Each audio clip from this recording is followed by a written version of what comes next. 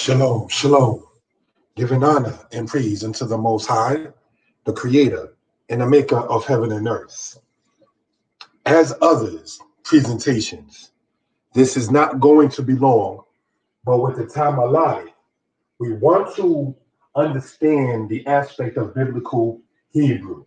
All right, now where we get these words from comes from in the Bible in Genesis chapter 20. Here's something, brothers and sisters, that we want to point out for reference and edification purposes, if we will. All right. First off, what we are going over and what we are expounding on, brothers and sisters, is not, quote, Yiddish. That's one of the first things that we want to sit there and have to be known for edification purposes. All right. The other thing, if we will, brothers and sisters, for it to be noted for edification purposes, is you cannot, and I say this in no disrespect, you cannot uphold this book, which is translated from Hebrew having vowels, but then at the same token, saying Hebrew with vowels is bad or incomplete or wrong, and then say this is the word of truth. All right, so that's something to be pointed out for edification purposes. Now, the first word we're going to look at here is the word Wayisa. Okay, for those familiar with the language, you already know, okay, that this is the Waw, Yod, Samek, and the Ayin. All right, so let us put the Niquado, or in this case, the vowels in this case. Wayisa. This Waw here serves as the aspect of a prefix. And as been pointed out in biblical Hebrew, when you have what's referred to the Waw consecutive, it will make the future tense into the past tense. All right, so that's something we want to point out in that particular matter. So here we see the word Yisa. So if you were to drop this prefix off, you'll just have, as stated, Yisa. Yisa comes from, brothers and sisters, the root word Nasa. Okay, so let's understand something about this. Any verb that begins with the letter nun is referred to as a pay nun verb. How that functions is when you conjugate it within the future tense, the nun drops out. All right, so you have the samek and the ayin along with that in the same root word. Nasa, in this case, brothers and sisters, means to travel or to journey. Okay, so that's something we want to point out, but we want to emphasize, since this is, yes, a pay nun verb, the nun drops out when it's conjugated within the future tense. All right, so let that be noted for reason and purposes in that particular matter. Next here we got is the word misham. All right.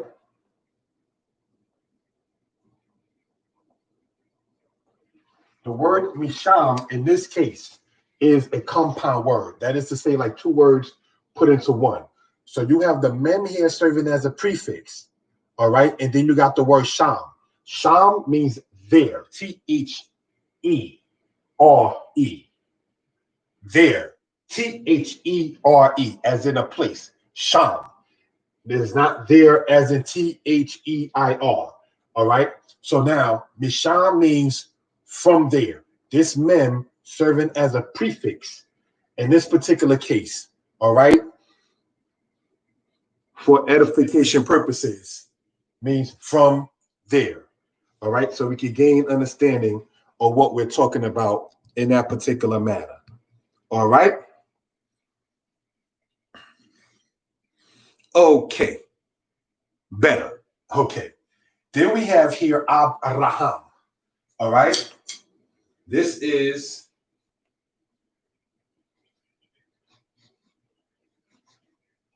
Abraham, which means father of a multitude. Now, brothers and sisters, let us understand something in this particular case. The word Abrah itself is a word meaning to shoot forth or to let or bursting out. All right. So that's what we want to point out in that particular case. His former name, Abram, we want to put right here, okay? All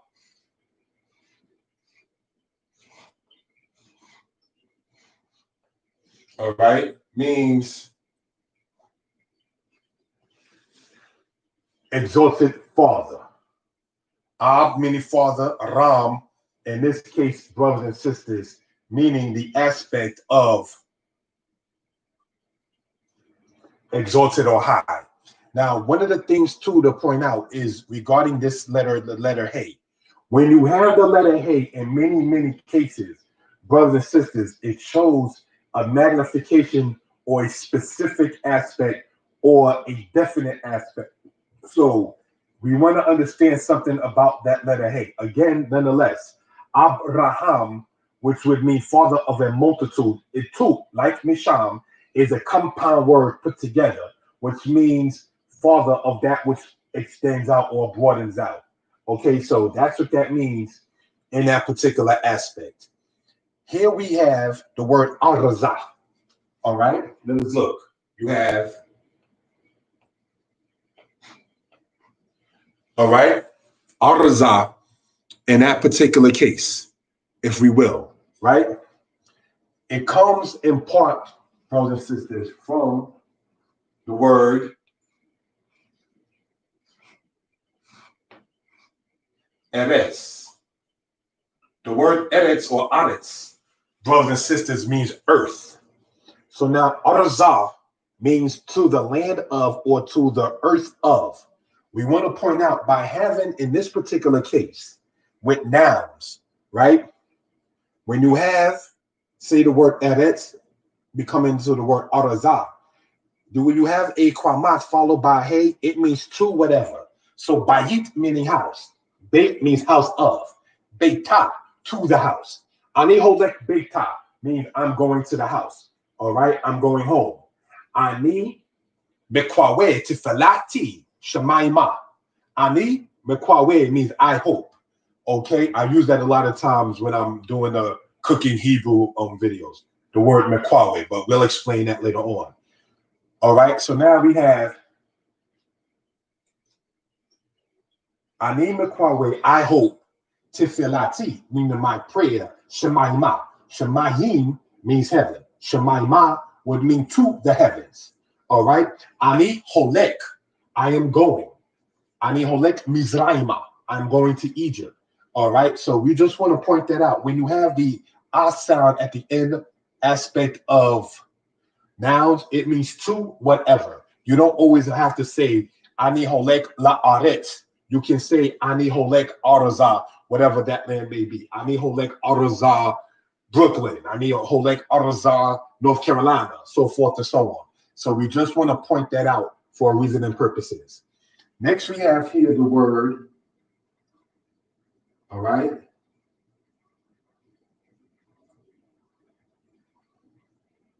ha-negev, which means the south.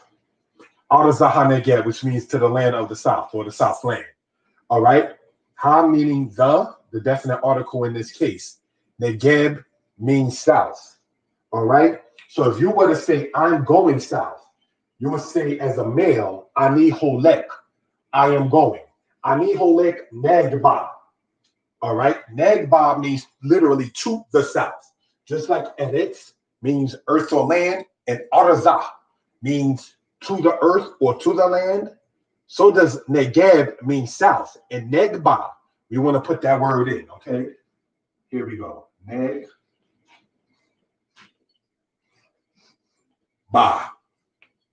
All right? Means to the south. Okay, so just want to point that out for the reason and purposes. Okay. Now, brothers and sisters, we're going to deal with these two words on the next sheets. All right? That is Wayesheb, Wayagal. So we can gain understanding of what we're talking about for edification purposes.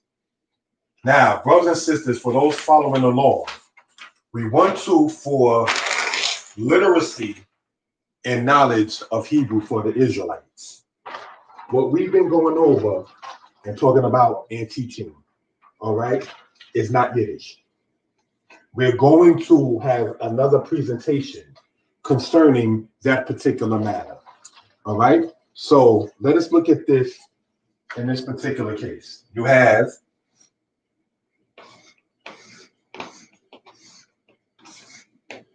Wayeshe,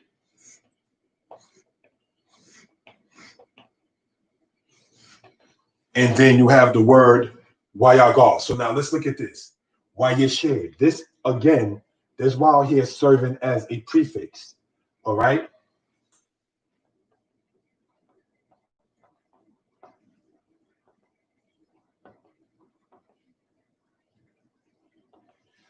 Wayeshe. Okay, now this comes from initially the root word. Okay, as we've gone and used this word in the past, the word Yashab. Yashab in Hebrew, brothers and sisters, means to sit or to dwell. Okay, that's what that word means. Yashab means to sit or to dwell. So in root, Yeshed means he will sit or he will dwell. Now, as we pointed out previously, when you have a noon in the beginning of a verb as the first root letter, that, brothers and sisters, is a pay-noon verb. When you have a yod as the first root letter, that's a pay-yod verb. How that functions is when you show it in its aspect of the future tense, the yod drops out. This yod that you see here is not part of its initial root. This yod here in yeshade, as we see here, serves as a prefix for that. So you have a shade, taste shade, and so forth. Yeshade, this yod here serves as the third person masculine singular. When we say the third person masculine singular, we're talking about he, whatever. He will sit, or so forth and so on. All right. So this vowel here is serving as a prefix, serves as the vowel consecutive. Yeshade means and he dwelt and he sat, from the word yashab, which means to sit or to dwell in root. Okay. So this is what we want to talk about for reason and purposes. Somebody left a comment. Brother Nekemya, blessings more. Same to you, my brother. Blessings to you as well. Here we have the word Wayagar. All right.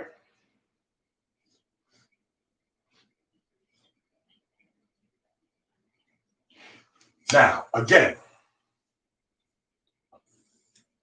this word, this wow right here, serving as a prefix again. Wow, in many cases, this letter here, wow, serves, from what I've seen, reading the Tanakh or the Old Testament in Hebrew, you'll begin to see that wow in the beginning serves as a prefix about 90% of the time.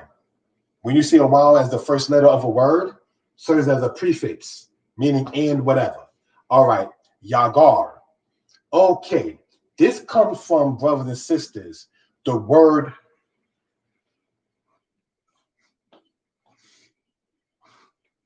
gur. Gur in Hebrew means to dwell or to reside. Okay.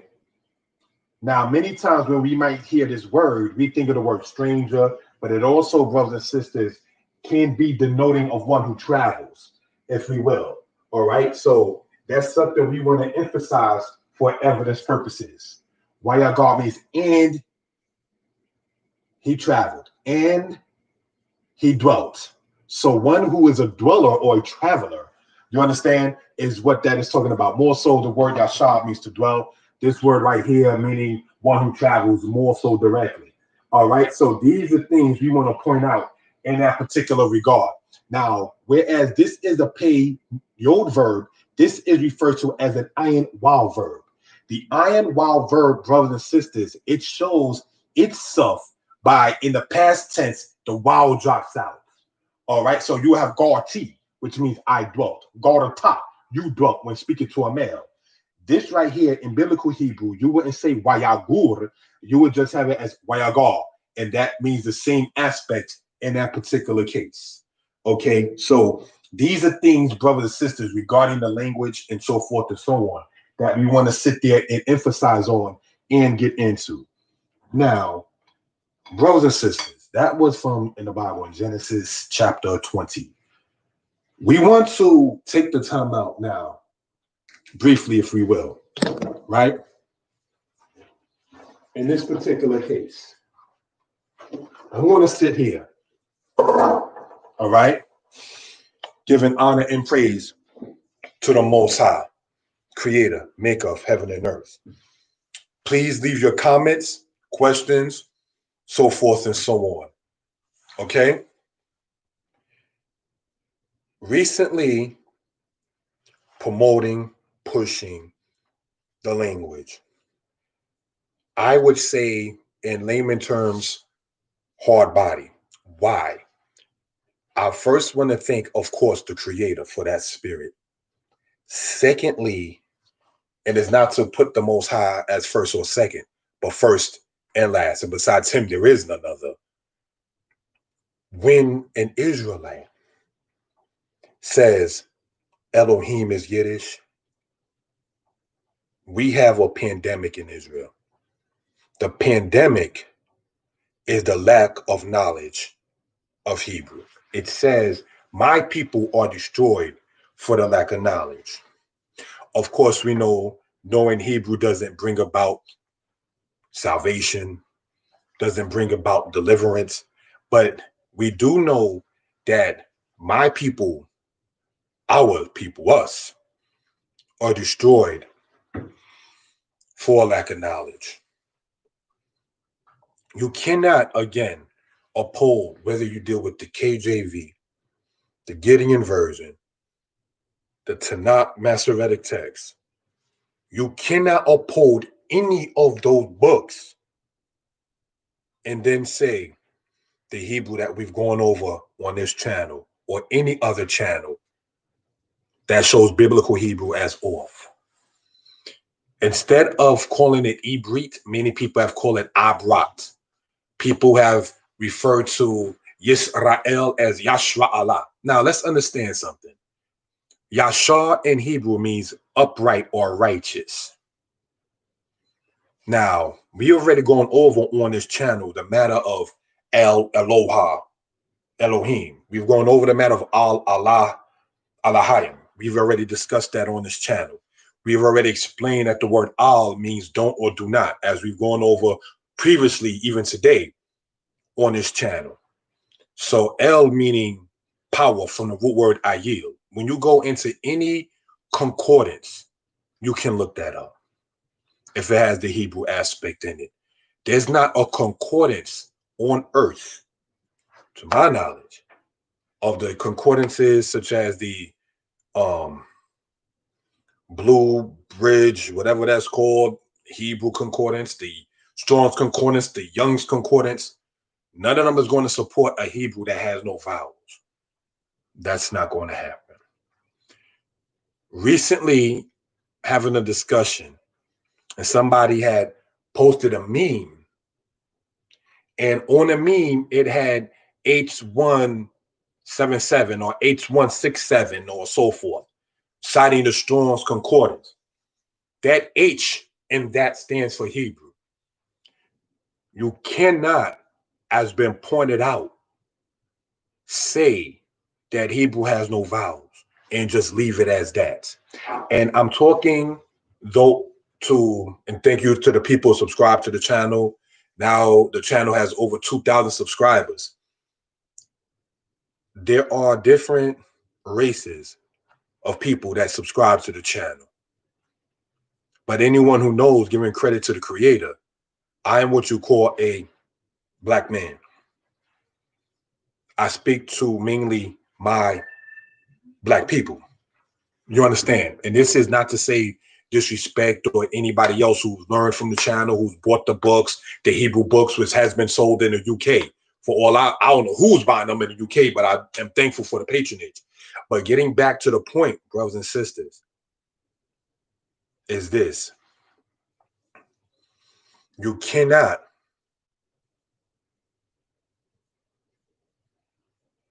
tell a brother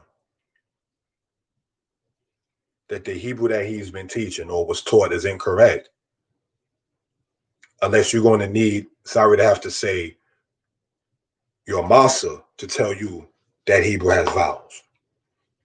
There's not a said scholar that says Hebrew with vowels is Yiddish. You can look on YouTube, see black people talking about it, white people talking about it.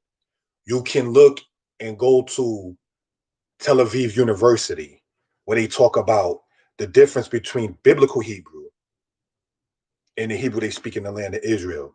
Is not what we've gone over.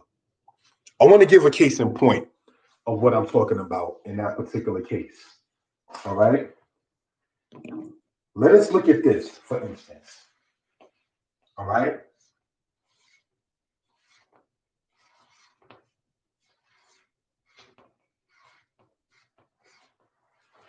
Quote. This here is just it in its ancient writing form. This is it in its Aramaic or Hebrew form. Kuf, wow, lamed, quote. You know what this word means? This word, brothers and sisters, means voice. That's what that word means. You see that word in like the book of Exodus. If they will hearken to the voice of this, hearken to the voice of the Most High, as you see in Deuteronomy 28. So that word, brothers and sisters, means voice. The European Jews, of which form of Hebrew I do not teach, will say this is not kol meaning voice, but rather cool, as if that's okay. I've seen them say that about that. Brothers and sisters, we're not teaching that this is how you say cool in Hebrew. So first off, one will have to know and understand what is Israeli Hebrew and what, brothers and sisters, is biblical Hebrew. Somebody wrote in, Hebrew spoken in the land of Sephardic to the best of my knowledge. That is true, but they also speak. See, brother, there's a difference between Sephardic Hebrew, Ashkenazic Hebrew, and Israeli Hebrew. There's even a difference between Rabbinic Hebrew, Classical Hebrew, and Biblical Hebrew. If you notice on the channel, brothers and sisters, I've always gone and said, this is in Genesis, this is in Exodus, because I'm going, creator, blessed be he, into the biblical Hebrew. I can say before the Most High, I have been told, oh, you speak Old Hebrew. I've been told that. Let me explain what I mean by that. These brothers and sisters who swear that a brother is teaching Yiddish when one is not, I'm not going to go personally so far to be in my feelings to say one is bearing false witness. It's not that serious, but it is misinformation that has been presented. I have to say that because the people who say a brother is teaching Yiddish do not know Yiddish. And we're going to go over a couple of things to show what we're talking about for reason and purposes. All right, let's look at this. You have here the word yad, meaning hand, like your hand, yad. I teach yad ka, means your hand. And I could show you yad ka in the scriptures. All right? In Israeli Hebrew, they would say this, yad shelka.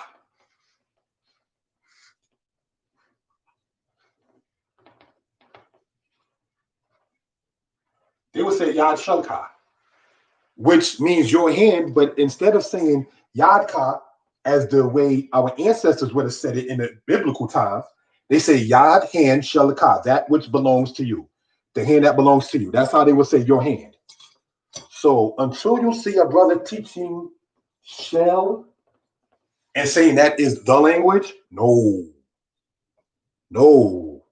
that's not what we've been teaching in the channel. That's not what a brother taught when he was the Hebrew teacher in different camps from New York to South Carolina. Those who know the history. I didn't teach shell as the way that's supposed to be. So therefore, those who do know and respect what biblical Hebrew is and what Israeli Hebrew is, then those who know. Those who do not know Yiddish might think, oh, that's Yiddish, because they see it written the same way. French and Spanish and English is written the same way. To my knowledge, German is written with the same syllables. To my knowledge, so is Polish. I could be wrong about German or Polish, but I do know from my brothers and sisters from Haiti and from my brothers and sisters from Panama, and me being a Black American, born and raised in New York, I know Spanish, English, and French have the same alphabet, writing style, but it's not the same language. It boils down to, like Solomon said, in all you're getting, quinebina, get understanding. Brothers and sisters, I have to get my charger. Excuse me.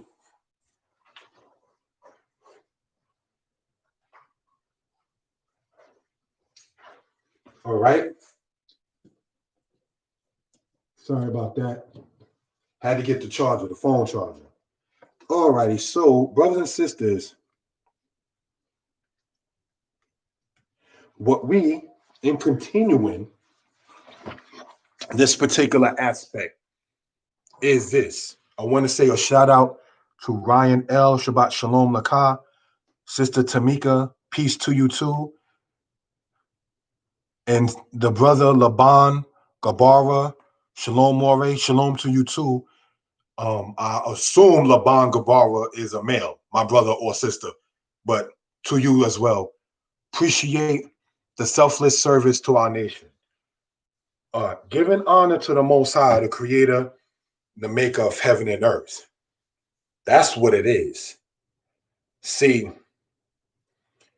you give back as the Most High allowed you to have.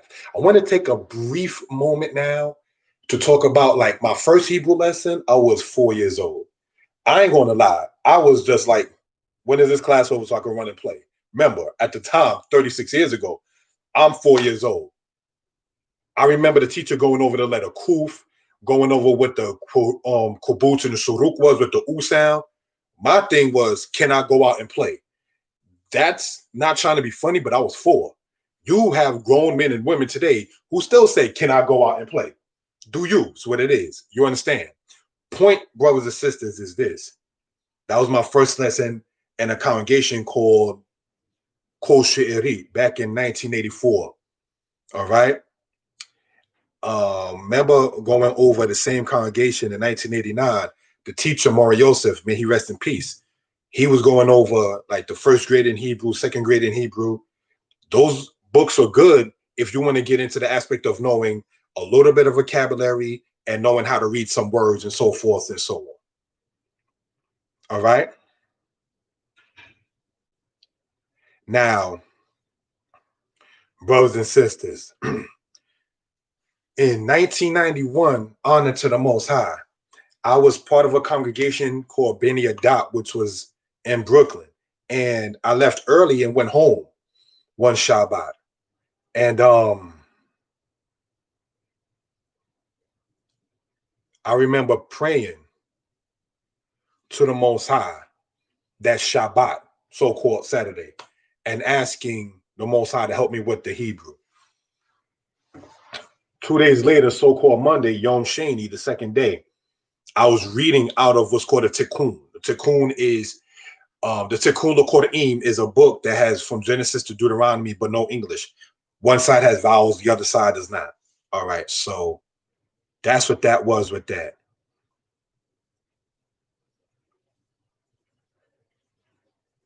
Now, the next thing, brothers and sisters, was I knew to go in that path, being able to read. I didn't understand what I was reading at 11, but I knew I was reading.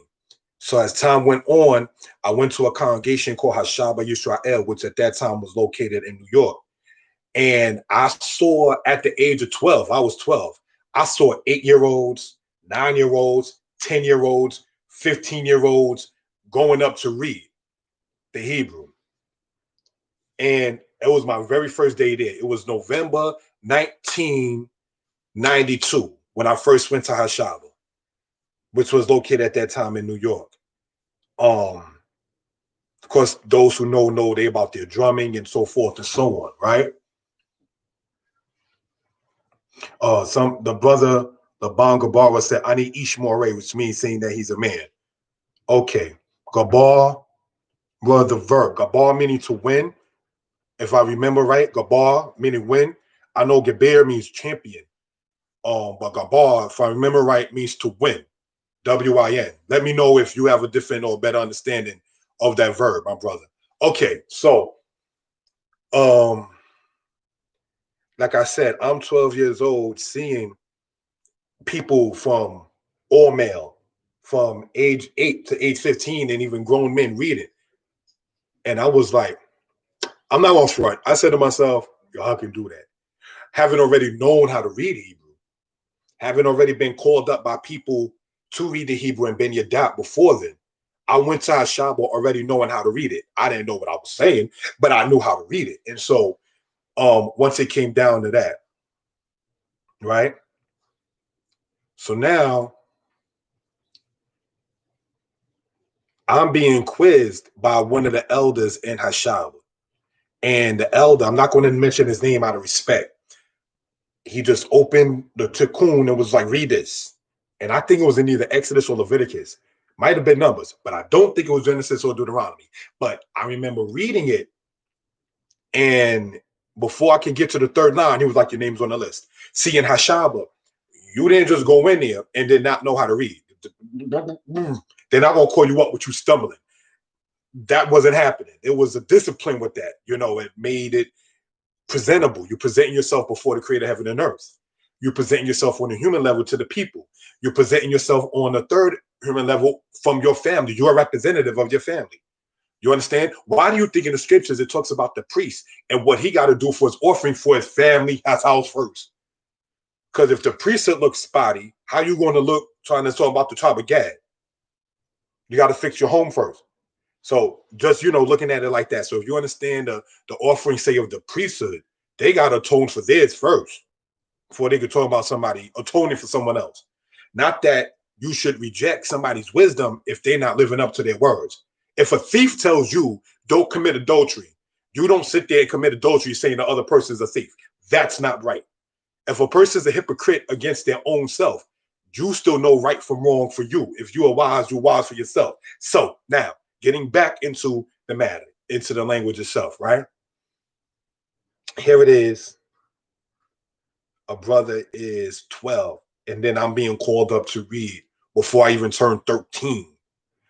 And that to me was an honorable thing before the Most High to be able to do. My teacher, his name I will mention, he's online, Kohen Mikael. Subscribe to Levitical Communications. That's the channel that my teacher, Kohen Mikael, has. He's my Hebrew teacher. And when I was a fool in high school, he was the person who helped set me straight regarding that, which is another subject. But we're just getting into, an aspect of this particular case. All right, cool. Now, brothers and sisters, if I can be heard, give me a 1, please. If I can be heard. All right. If I can be heard, give me a 1. Now, brothers and sisters, as we've been saying on, again, subscribe to Levitical Communications. That is my Hebrew teacher, Kohen Mikael's channel that he operates. Okay?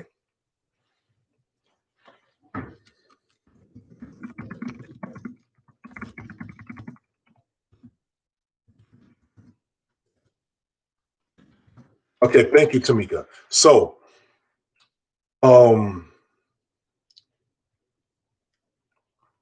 next thing was taking it from there to the classes that they was holding in Hashab, the Hebrew classes on Tuesday, Yom Shalishi, going there every Tuesday. If I remember right, the class started at 5 until 7 or 5:30 to 7 or so. And that's what we were doing. And we just kept it going, kept it going. Hashaba and Beni Adat merged, and even then the classes were still continuing in that particular case. But that was a way for a brother to be able to get into the language. My Hebrew teachers who are deceased are Adonai Haron, Mori Mishael, Mori Tibak. My Hebrew teachers who are still alive, may the Most High continue to bless their life. Mori Yehosadek, Kohen Mikael, Ima Shalomi, Ima Tamikia. So those are the people who still among us who influence me as far as the language goes and is concerned. Now, as stated, not going to be long in this particular case. In this regard, when someone said selfless service to our nation, the people I mentioned who were doing the Hebrew classes, they were doing a selfless work to the people. So now, being 40 years old, now being able to do it online, there was no YouTube or internet like that back in 1993, 1994. You understand? So now being able to do it like this, you got to give it back to the people. You got to continue that legacy that the Most High had you sit under. You don't let it stop with you. You understand? That right there is just ridiculous in that particular point. Be open to constructive criticism. Be open and know that there's going to be the haters. They exist. And it's not to sound funny or disrespectful. The Most High has haters. So if you're doing something that the Most High has already gifted you with, you expect the haters to come along as well. It tells you in the book of Psalms about the haters of the Most High. You understand? The Most High says to all those that hate him in the book of Exodus chapter 20. So if you're doing something that's given to you, whatever it is of the Most High, there's going to be haters that come along with it. You have to know to just depart from that energy. That's what it is with that. You know, so I stated it's not going to be long, but just wanted to go over a particular aspect with the biblical Hebrew. Okay? What we're going to do now is close out. Time now is 12:40, going into 12:45 soon enough, or 12:45. We're going to have another live presentation in the language, brothers and sisters, at 1:30. All right? Eastern Standard Time. 1:30. We're going to have another presentation in the language. And this one will be based upon the different body parts in Hebrew and how that works with adjectives. Because the goal in these presentations is to know how to speak Hebrew for edification purposes. All right. The next class today is at 1:30 Eastern Standard Time. Okay. Subscribe to the channel, share it, leave your comments in it. Shalom. Most High bless.